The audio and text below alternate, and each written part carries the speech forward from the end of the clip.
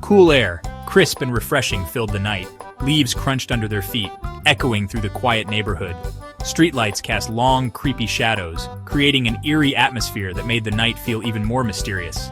It was Halloween night, and best friends Josh, Max, Ryan, and Tyler were ready for a night of spooky fun. They had been planning this night for weeks, eagerly anticipating the thrill and excitement that Halloween always brought. They were headed to Josh's house, a typical two-story in the suburbs of Oklahoma City. The house was decked out in Halloween decorations with cobwebs, skeletons, and jack-o'-lanterns adorning the front yard. The plan was simple: horror movies, junk food, and enough scary stories to last until next Halloween. They had stocked up on all their favorite snacks and candies, ready to indulge in a night of sugary delights. Oh, and a little something extra to get the party started. A special treat Josh had borrowed from his older brother. It was a secret stash of his brother's best weed, something they had all been curious to try. Josh's house was quiet when they arrived. The only sounds were the rustling of leaves and the distant laughter of other trick-or-treaters. His parents were out for the night, leaving the boys to their own devices. Perfect. They had the whole house to themselves, free to do whatever they wanted without any interruptions. Josh led the way to the backyard, where they huddled around a flickering fire pit. The flames danced and crackled, casting a warm glow on their faces. The first joint was lit, filling the air with a sweet, skunky aroma. They passed it around, each taking a hit and feeling the effects almost immediately. The night was just beginning, and they were ready for whatever adventures awaited them. The boys laughed, their voices echoing in the darkness. Stories were shared, jokes were cracked, and soon enough the first signs of paranoia set in. The fire crackled, casting long shadows that danced around them, creating an eerie atmosphere. The night was supposed to be fun, a simple gathering of friends, but the creeping sense of unease was undeniable. Each boy tried to shake it off, attributing it to the weed they had smoked earlier, but the feeling lingered, growing stronger with each passing minute. Ryan kept seeing shadowy figures lurking in the bushes. He squinted, trying to make out shapes in the darkness, but the more he stared, the more his mind played tricks on him. Every rustle of leaves, every snap of a twig, sent his heart racing. He wanted to speak up, to tell the others, but he feared they would laugh at him. Max was convinced a pair of glowing eyes were watching them from the darkness beyond the fence. He tried to ignore it, telling himself it was just his imagination, but the eyes seemed to follow his every move. The more he looked, the more real they became, piercing through the night with an unsettling intensity. Dude, stop being so paranoid, it's just the weed. But even as he said it, his voice wavered, betraying his own growing fear. The laughter around the campfire had turned nervous, each boy glancing over their shoulder, half expecting to see something lurking in the shadows. But even Josh couldn't shake the feeling that something was off. The air grew colder and the shadows seemed to dance more menacingly in the dim light of the fire.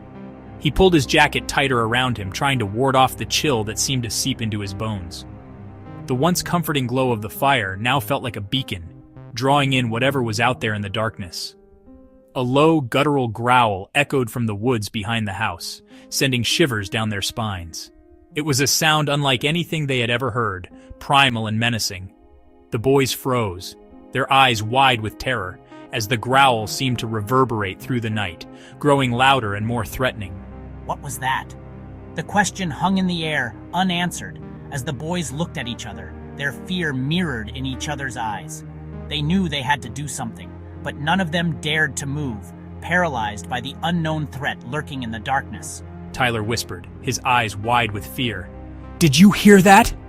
His voice was barely audible, trembling with terror. The boys huddled closer together, their bravado from earlier in the night completely gone. The fire crackled, the only sound in the oppressive silence, as they waited, hearts pounding, for whatever was out there to reveal itself. The growl came again, closer this time. The boys froze, their laughter dying in their throats. Their eyes darted around, searching the darkness for the source of the sound. Maybe it's just a dog? Ryan said, his voice trembling. But deep down they all knew it was something more sinister. Something cold and hungry lurked in the shadows, its presence sending chills down their spines. A sudden gust of wind whipped through the yard, extinguishing the fire and plunging them into darkness. Panic surged through the group as the growls grew louder, closer. Dead Man's Curve, a name that sends shivers down the spine of anyone who hears it. It's a place shrouded in mystery and fear, a dark spot on the map where the bravest dare not tread after sunset. Max stammered, his voice barely a whisper. "We're really close now," he said, his eyes wide with terror. The stories he'd heard as a child echoed in his mind, each one more horrifying than the last. "We're close to Dead Man's Curve," he repeated, his voice trembling. The group of friends exchanged nervous glances, each one feeling the weight of the legend pressing down on them. The legend of Dead Man's Curve was a local horror story, passed down through generations of teenagers. It was said that the curve had claimed the lives of many who dared to navigate it at night. The tale was often told around campfires, each storyteller adding their own twist, making it even more terrifying. It was a rite of passage to know the story, but few had the courage to visit the actual site. It was a sharp bend in the road just beyond the woods behind Josh's house, a place where countless accidents had occurred over the years. The curve seemed to have a life of its own, drawing in unsuspecting drivers. The stories of these accidents were gruesome, each one more tragic than the last. Some said the curve was cursed, others believed it was haunted by the spirits of those who had perished there. Legend had it that the curve was haunted by the ghosts of those who had died there, their restless spirits seeking revenge on the living. These apparitions were said to appear on foggy nights, their mournful wails echoing through the trees.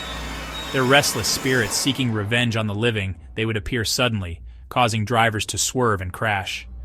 The locals believed that these spirits were trapped, unable to move on until they had claimed another soul. "Shut up, Max!" one of the kids snapped, trying to mask his own fear. "You're just trying to scare us!" But the tremor in his voice betrayed his bravado.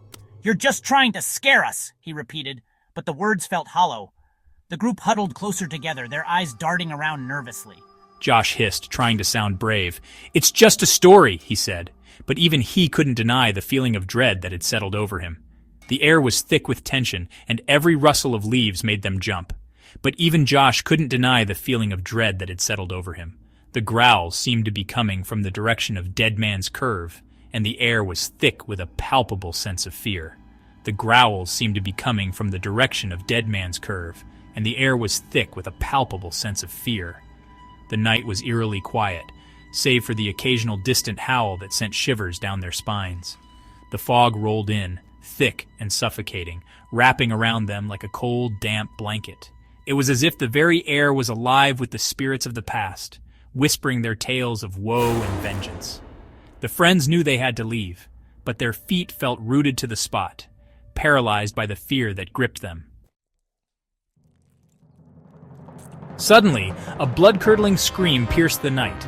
The boys jumped, their hearts pounding in their chests. They scrambled to their feet, their eyes frantically searching the darkness. A figure emerged from the trees, silhouetted against the faint glow of the moon. It was tall and gaunt, with long, sharp claws and glowing red eyes. Its breath was a cold, white mist that hung in the air.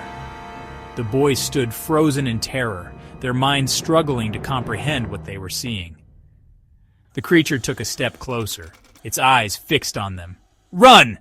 Josh screamed, breaking the spell. Section 6. Trapped. They turned and fled, their legs pumping furiously as they raced across the backyard. The creature gave chase, its growls echoing behind them. They scrambled over the fence, tearing their clothes and scraping their skin. But they didn't stop. Adrenaline surged through their veins as they ran for their lives. They burst through the trees and onto the road, their lungs burning. The creature was right behind them, its claws scraping the asphalt. They could hear its ragged breathing, feel its hot, fetid breath on their necks. Section 7. Escape from Dead Man's Curve. They sprinted towards Dead Man's Curve, their only hope of escape. The creature was gaining on them, its claws reaching out like skeletal fingers. As they rounded the bend, they saw it. A single flickering streetlight casting an eerie glow on the road ahead. And standing beneath that light, her back to them, was a lone figure. A girl. She was dressed in a long white gown, her hair cascading down her back like a waterfall of darkness. The boys hesitated for a moment, unsure of what to do, but the creature was closing in, its growls louder than ever.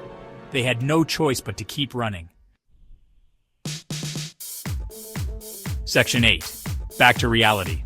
They ran past the girl, their eyes darting back to see if the creature was still in pursuit, but there was nothing there. Only the empty road and the sound of their own ragged breathing.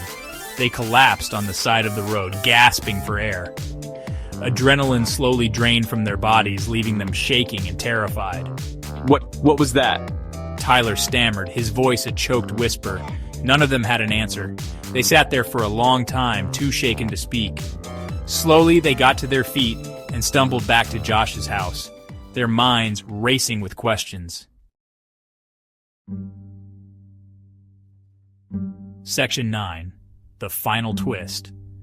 Back in the supposed safety of Josh's backyard, the boys sat huddled together, their eyes wide with fear and uncertainty.